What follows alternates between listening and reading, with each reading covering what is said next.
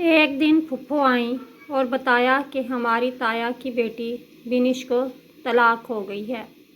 यह सुनकर हम सभी को सदमा हुआ, ख़ास तौर पर भाई शमस तो सकते में आ गए।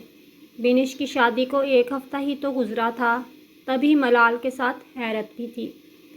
जिस लड़के से शादी हुई थी वो खूबरू खुशहाल था, घराना भी शरीफ था, फिर ऐसा क्यों कर हो गया।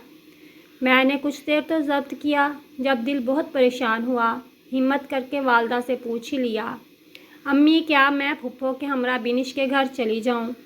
कोई ज़रूरत नहीं। क्या मालूम करने जाओगी? जो मामला होगा जल्द या बदेर पता चल ही जाएगा। यह ठीक नहीं हुआ। शमस भैया बोले बिना ना रह सके। अच्छा ही हुआ हमें रिश्ता नहीं दिया तो खुदा ने इसको भी उजाड़ दिया। बेटे के सवाल के जवाब में अम्मी ने ऐसा बेतुका और गलत जवाब दिया कि हम सब दम बखुद रह गए। अल्लाह पाक का काम जोड़े बनाना है, घर उजाड़ना तो इंसान के गलत फैसलों की वजह से है।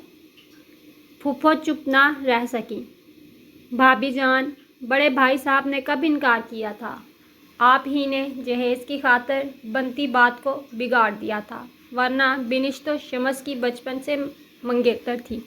हाँ अम्मी, आपको क्या पता जिस बंधन को लालच में आकर आपने पल भर में तोड़ डाला था, इसका कितना दुख हम दोनों को हुआ था। शम्स भाई के मुंह से ये बात बेसाख्ता ऐसे निकल गई कि अम्मा गुस्से से सुर्ख हो गईं और भैया को मुखातिब करके कहा, चुप गुस्ताख, शादीशुदा होकर अपनी मंगेतर का मातम ले बैठा है।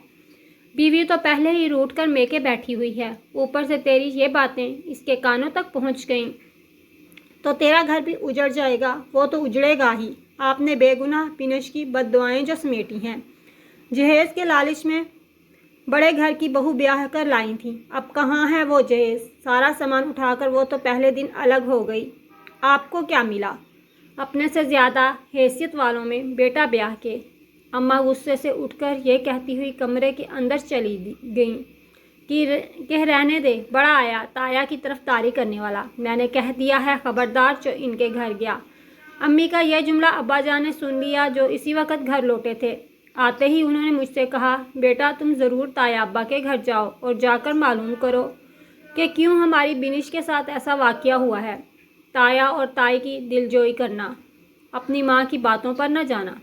इन बेचारों पर बड़ा हादसा गुजरा है। तुम्हारे ताया अबू मुझसे तो खफा हैं, मगर तुमसे नहीं। इसलिए तुम और अगर शमस जाना चाहे तो इसको भी साथ लेकर जाना। अब्बा की हदायत पर मैं फुप्पो के हमरा ताया अब्बा के घर चली गई, मगर वालदा ने शमस भाई को ना जाने दिया। उन्होंने कहा कि अम्मी जो होना था हो गया, ताया हमारा दुश्मन तो नहीं जो हम इनकी गमगुसारी को ना जाएं। अब्बा बोले, बेटा माँ की बातों पर ना जाओ, इन बेचारों पर बड़ा सान्या हुआ है। जी अब्बा जान, किसी वक्त मैं भी जाऊंगा, लेकिन उम्मीद है कि ताया अब्बू अब आपसे खफा नहीं होंगे। ताया के घर में कदम रखते ही मुझको एहसास हो गया कि फ़ज़ा सोगवार है और कोई ऐसा वाक़या हो चुका है जिसने इस मकान के हर मकीन के दिल पर चुप की मोहरें ज़ब्त कर दी हैं। मैं सीधी ताई अम्मी के पास चली गई। उन्होंने शफ़क़त से मेरे सर पर हाथ फेरा और कहा, बैठो बेटी, इतने दिनों के बाद कैसे आना हुआ? तब मैंने डरते डरते इनसे पूछा, क्या ये सच है कि उन्होंने बिनिश को? मेरी बात पूरी होने से पहले ही बिनिश सामने आ गई और बोली, आपी मुझसे पूछिए कि क्या हुआ है। फिर वो बताने लगी, मैं जिस रास्ते से कॉलेज जाया करती थी, वहाँ एक लड़का मोटर बाइक पर हर रोज़ हमारे पीछे आया करता था। खालदा मेरी दोस्त का घर रास्ते में पड़ता था, तभी हम दोनों इकट्ठी कॉलेज से निकलती थीं। हमें बहुत गुस्सा आता था जब हम इस लड़के को अपने पीछे आते देखती थी। मैं बुर्का ओढ़ती थी जबकि खालदा बगैर बुर्का होती थी। इस लड़के का नाम हमें मालूम नहीं था। खालदा ने इसका लक़ब आवारागर्द रख दिया था। जब वो पलट कर देखती तो कहती, बिनिश तेज़ चलो, वो कमबख्त फिर आ रहा है। वो आवारा दरअसल खालदा के पीछे आता था, क्योंकि इसकी तवज्जो मेरी सहेली ही की तरफ रहती थी। वो इसी पर ज़्यादातर फ़िक्रे करता था। अगर वो काली चादर ओढ़े होती तो कहता, काले बादलों में चांद छुपा हुआ है। अगर इसके कपड़े सफ़ेद होते तो कहता, हूरों का लिबास पहना हुआ है। कहीं तुम हूर तो नहीं हो? गर्ज वो हर तरह से हमें जिच करने की कोशिश करता। وہ اچھے کردار کا نہیں تھا کیونکہ بہت واہیات گانے اپنی پاکٹ ٹیپ ریکارڈر میں لگائے رکھتا تھا، مگر ہم اس طرح ظاہر کرتی جیسے ہم اس کا کوئی نوٹس نہیں لیتی ہیں۔ ایک دن اس نے حد کر دی، موٹر سائیکل خالدہ کے قریب روک کر اس کو لفٹ کی پیشکش کی اور جب وہ پیچھے ہٹی تو اس کے بہت قریب موٹر سائیکل لانے لگا۔ وہ گھبرا گئی اور اس کے ہاتھ سے کتابیں گر گئیں۔ وہ دوڑ کر میرے پیچھے چھپ گئی۔ مجھے اتنا غصہ آیا کہ میں نے کھینچ کر چپل اس آوارہ کے سر پر جڑ دی۔ اس سے پہلے کہ وہ کوئی کارروائی کرتا، ادھر ادھر سے لوگ جمع ہونے لگے۔ اپنی پٹائی کے ڈر سے وہ بھاگ کھڑا ہوا، مگر جاتے جاتے اس نے جھپٹ کر میرا پرس چھین لیا اور یہ جا وہ جا۔ مجھے پرس کا کوئی دکھ نہیں تھا کیونکہ اس میں کچھ بھی نہیں تھا۔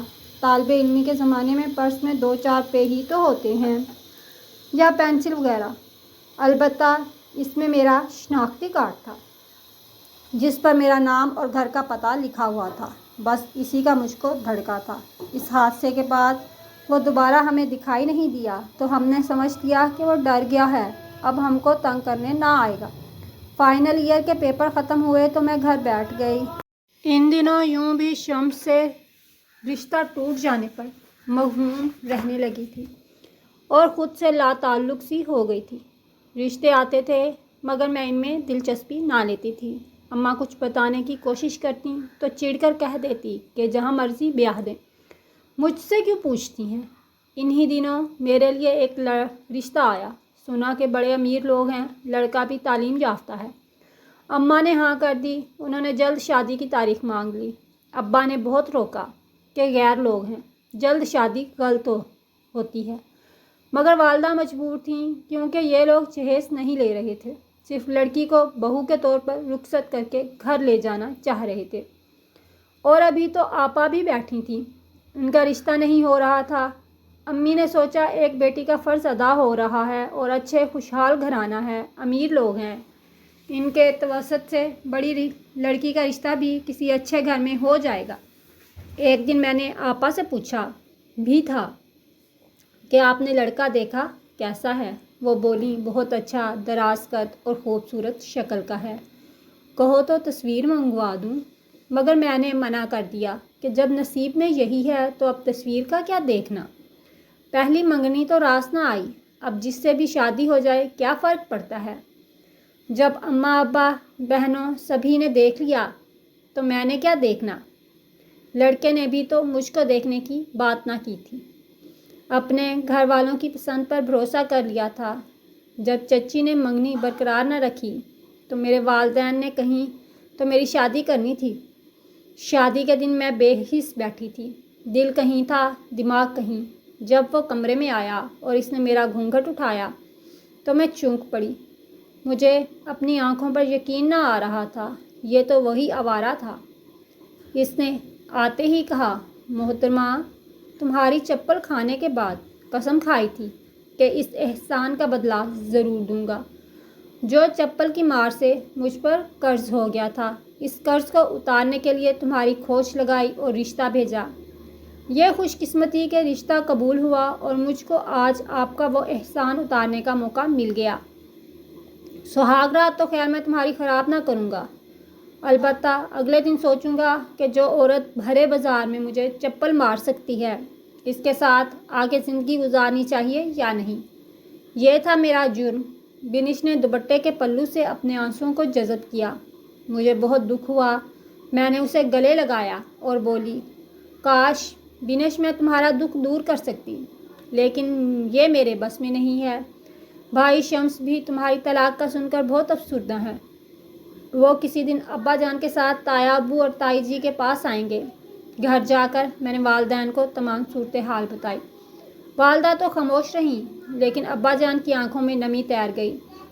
بنش کوئی غیر نہ تھی، ان کے سگے بھائی کی بیٹی تھی جس کو وہ اپنی اولاد کی طرح چاہتے تھے۔ ان کو بہت دکھ تھا۔ اگر امی اپنی چال بازی سے اس رشتے کو ختم نہ کرتی تو آج ہمیں بنش کی طلاق کا صدمہ نہ سہنا پڑتا۔ اس واقعے کے بعد میں نے نوٹ کیا کہ بھائی جان بجھے بجھے اور گمسم رہنے لگے ہیں۔ منگنی ٹوٹنے اور بنش سے شادی نہ ہونے کا دکھ تو انہوں نے کسی طور چھین لیا تھا، لیکن اب طلاق کا افسوس ان کو اندر ہی اندر کھائے جا رہا تھا۔ سچ ہے، جو ساتھی پیارا ہو، خواہ اسے انسان حاصل کر سکے یا نہیں، لیکن دل میں سچا پیار ہو تو اپنے محبوب کی جدائی سے زیادہ اس بات سے اضطراب رہتا ہے کہ میرا محبوب اجڑ گیا ہے، پھر اسے اپنی خوشی بھی خوشی نہیں لگتی۔ بھائی کو بھابھی کے روٹھ جانے کا دکھ تھا۔ ہم بھی چاہتے تھے کہ جب شمس بھیا کی شادی ہو چکی ہے اور گھر آباد ہو گیا ہے تو آباد ہی رہنا چاہیے، اب اس گھر کو اجڑنا نہ چاہیے۔ ہم نے کبھی یہ نہیں سوچا کہ اگر ہماری بھابھی ہمارے ساتھ کھل مل کر نہیں رہتی اور ہمیں اہمیت نہیں دیتی تو نہ صحیح، یہ دونوں ایک دوسرے کے ساتھ ہنسی خوشی زندگی بسر کریں، یہی ہمارے لیے بہت ہے۔ امی اور ابا جان نے کافی کوشش کی، کئی بار بہو کو منانے بھی گئے۔ ان کے والدین نے کہا، ہم تو آپ سے ناراض نہیں اور نہ آپ سے کوئی گلہ ہے، ہماری بیٹی کو راضی کر لیں، ان کو کچھ گلے شکوے ہیں۔ امی نے کہا، آپ کی بیٹی نے گھر کا مطالبہ کر دیا تھا۔ ہم نے کہا کہ ہم کرائے کے گھر میں چلے جاتے ہیں، ہماری بہو علیحدہ رہنا چاہتی ہے، بے شک رہے۔ تب بھی بہو نے اعتراض کیا، آپ لوگوں کا گھر میرے رہنے کے لائق نہیں، میں ایک عالیشان بنگلے سے آئی ہوں، تنگ گھر اور اتنے سارے لوگوں میں نہیں رہ سکتی۔ میرے بیٹے نے یہ فرمائش بھی پوری کر دی۔ اب بھی آپ کی صاحبزادی خوش نہیں ہے تو بتائیے کیا کریں؟ بھابھی بولی، مجھے آپ کے بیٹے سے شکایت ہے کہ وہ مجھے وہ سہولیات فراہم نہیں کرتے جن کی میں عادی ہوں۔ بیوی کو ہر طرح کا آرام پہنچانا تو شوہر کا فرض ہے۔ بیٹی نتاشا، جتنی اس کی تنخواہ ہے وہ اسی قدر آپ کو آرام پہنچا سکتا ہے۔ بنگلے میں رہنے کا کرایہ بھی وہ کس طرح ادا کرتا ہے، تبھی دوسری فرمائشیں پوری نہیں ہو پاتی۔ میری کوئی بہت بڑی فرمائشیں نہیں ہیں آنٹی، میں ہر ماہ زیورات کے سیٹ خریدنے کی تو ان سے فرمائشیں نہیں کرتی۔ ہر ماہ چند اچھے جوڑے نئے برانڈ کے جوتے، جوڑے، پرس وغیرہ تو ہر بیوی ہی لیتی ہے۔ میں جس سوسائٹی میں رہتی ہوں، اگر ان کی طرح بن ٹھن کر نہ جاؤں گی تو میری عزت خاک رہ جائے گی۔ اگر شمس میری یہ ساری جائز خواہشات پوری نہیں کر سکتے تھے تو کیوں کی تھی اپنے سے بڑے گھرانے میں شادی؟ اپنے جیسے لوگوں میں شادی کرنا چاہیے تھی۔ اس کی مجرم میں ہوں بیٹی، میں نے اس کے لیے دلہن ڈھونڈی اور آپ لوگوں سے رشتہ ناتا جوڑا۔ آپ اچھے اخلاق والے تعلیم یافتہ لوگ تھے، خبر نہ تھی کہ آپ ہم کو حقیر سمجھیں گے۔ تب تو آپ کے والدین نے میرے بیٹے کا رشتہ پسند کر لیا اور ہاں کہہ دی تھی کہ وہ آفیسر ہے، انجینئر ہے، اس کا مستقبل روشن ہے۔ اب کیوں ہم آپ کے معیار کے نہیں رہے ہیں؟ انسان محنت کرتا ہے تو رفتہ رفتہ ترقی کر کے مستقبل بنا لیتا ہے، اس میں تھوڑا سا وقت تو لگتا ہے۔